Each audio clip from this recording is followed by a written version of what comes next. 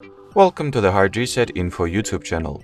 Today I will show how you can take screenshot in VIVO phone.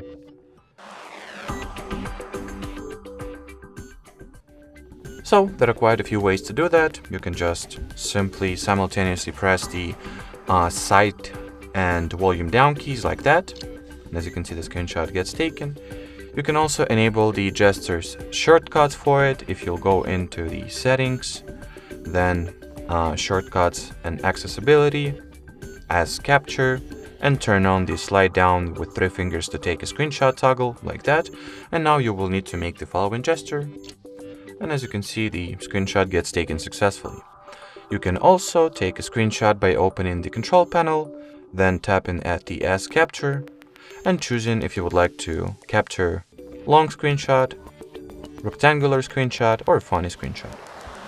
So let's say we'll just capture long screenshot, which is in the case of home screen is a regular one practically, and then save it like that.